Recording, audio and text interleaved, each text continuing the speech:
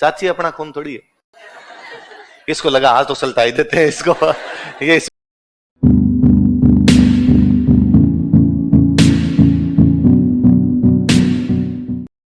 अगला लिखो, इसके बाद लिखो खानसामा।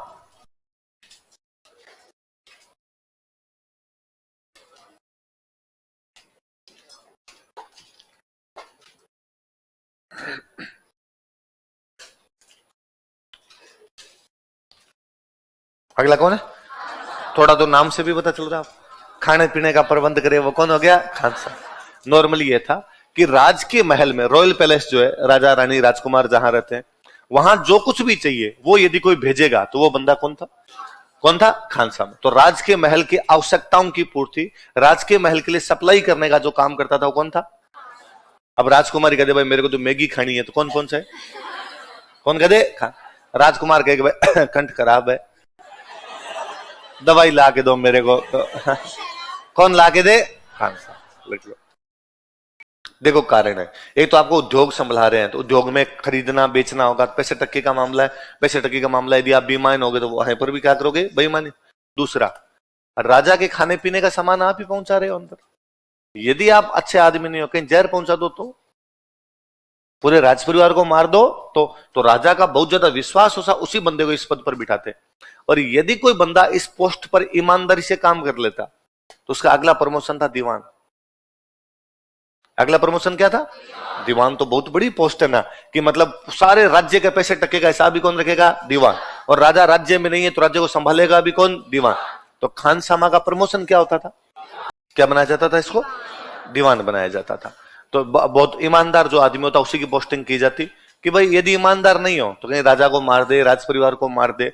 और पहले ये मामले बड़े यूं वैसे हुआ करते कि राजा को बेटा ही मार दिया करता, कोई भाई मार दिया करता। तो फिर ईमानदार आदमी जो ध्यान रखे कि भाई राजा के प्रति किसी भी प्रकार की कोई भी विद्रोह की गुंजाइश ना हो, वरना कोई उसको पटा ले कि यार राजा को मारना है, थोड़ा थोड़ा जहर दिया कर खाने में, धीमे धीमे बीमार होकर मर जाएगा अपने आप। पर वो ईमानदार आदमी होता था, ऐसी कोई भी बात होती थी किसको जाके बता देता? राजा।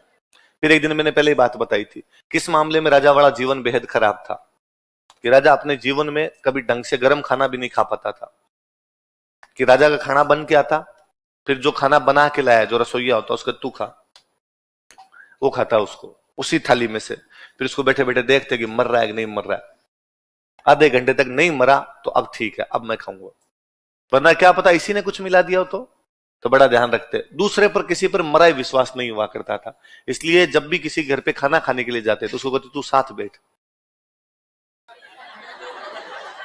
ये परंपरा इसीलिए एक डाउट होता था भाई, एक ही थाली में मैं किसी के घर पे खाना खाने के लिए गया, उस बंदे को जो घर का मालिक है तू भी बैठ मेरे साथ, इसी थाली में अपने दोनों खाएंगे, मेरी तरफ से मैं तेरे को खिलाऊंगा, तेरी तरफ से तू मेरे को खिला, क्या पता मेरी तरफ वाली दाल में मिला के लाया हो, है ना। तो ये आजकल जब किसी घर पे जाके यूं खाना खाते हैं तो लोग यूं देते हैं तो कहते हैं अरे रहने दो, अरे नहीं नहीं ये तो सम्मान है, काय का सम्मान है, डाउट है, ये कोई इज्जत नाम की चीज है। इसका मतलब है कि अगले बंदे पर आपको क्या है? शक है, ये अपने को क्या दे सकता है। तो आप अब किसी को यूं कहते, आप कहना मैं नहीं दे रहा जहर, और मुझे आप पे भी विश्वास है कि आप भी मेरे को जहर नहीं दोगे, इसलिए चुपचाप अपना अपना ही खा लो रे, क्यों तुम मुझे खिलाओ और मैं तुम्हें खिलाऊं। तो ये भयंकर वाला डाउट तो उड़ना राजकुमार पृथ्वीराज पढ़ा था। देखो आप वापस याद करो, हमने प्रतापगढ़ का इतिहास पढ़ा, तो हमने प्रतापगढ़ के अंदर पढ़ा सूरजमल, जो देवलिया वालों की सहायता से राजा बनता है, पढ़ते। तो सूरज अब क्या, कुंभा कुंभा का भाई कौन था? श्यामकरण। श्यामकरण राजा बनना चाहता था लेकिन वो राजा नहीं बन पाए, तो उधर श्यामकरण चला गया मालवा। श्यामकरण का बेटा कौन है? सूरजमल। इधर कुंभा का बेटा कौन है? रायमल। यही तो है। रायमल का बेटा कौन है? पृथ्वीराज। तो रायमल की तरफ से राज्य की रक्षा कौन करेगा? पृथ्वीराज। तो एक बार पृथ्वीराज के रूप सूरजमल की लड़ाई होती है आपस में, ये आपस में काका भतीजा आपस में लड़ रहे होते हैं। तो एक दिन में युद्ध होता है, दिन में युद्ध समाप्त हो जाता है। शाम को युद्ध समाप्त होने के बाद 5 बजे के बाद पृथ्वीराज सूरजमल से मिलने के लिए गया। शाम के बाद में हमला नहीं करते एक दूसरे की सेना पर, यह था, तो मिलने के लिए गया उससे। तो पृथ्वीराज ने जाके सूरजमल को पूछा कि अंकल आज तो जिंदा बच गए, कल मारूंगा मैं तुम्हें युद्ध में।